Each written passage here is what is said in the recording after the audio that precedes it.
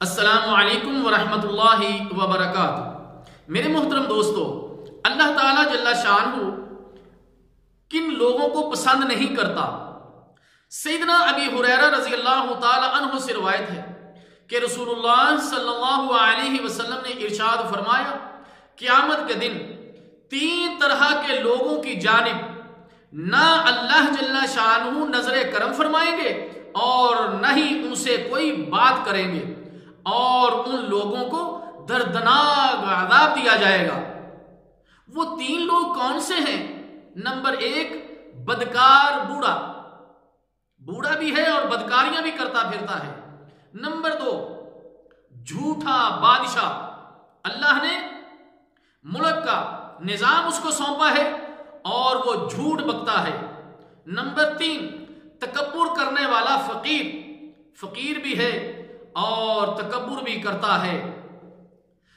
اور ایسے ہی لوگ جن کو اللہ پسند نہیں کرتا، وہ جو کنجوسی کرتے ہیں، جو لوگ کنجوسی کرتے ہیں، ایسے لوگوں کو بھی اللہ پسند نہیں کرتا۔ اللہ نے مال دیا ہے لیکن نہ وہ اللہ کے راستے میں خرچ کرتے ہیں، نہ ہی اپنے اہل و اولاد پر خرچ کرتے ہیں، اور دوسروں کو بھی کنجوسی کی ہدایت کرتے ہیں، اور جو کچھ اللہ تعالیٰ نے اپنے فضل سے انہیں دیا ہے اسے چھپاتے ہیں۔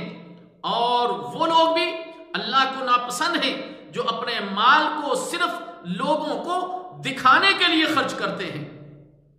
اسی طرح رسول اللہ صلی اللہ علیہ وسلم نے ارشاد فرمایا، اللہ تعالیٰ فرماتا ہے کہ ابن آدم نے مجھے گالی دی۔ آدم علیہ السلام کے بچے نے، قیامت تک آنے والے جو انسان ہیں وہ سارے کے سارے آدم علیہ السلام کی اولاد میں سے ہیں، تو فرمایا کہ ابن آدم نے مجھے گالی دی، اور اس کے لیے یہ مناسب نہ تھا کہ وہ مجھے گالی دیتا۔ اس کا مجھے گالی دینا یہ کہتا ہے کہ اللہ نے بیٹا بنا لیا ہے، حالانکہ میں ایک ہوں، میں بے نیاز ہوں، نہ میری کوئی اولاد ہے اور نہ میں کسی کی اولاد ہوں، اور نہ کوئی میرے برابر یعنی میرا کوئی ہمسر ہے۔ اللہ تعالیٰ جل شانہ سے دعا ہے کہ اللہ تعالیٰ بیان کی گئی ان باتوں پر عمل کرنے کی توفیق عطا فرمائے۔ والسلام علیکم ورحمۃ اللہ وبرکاتہ۔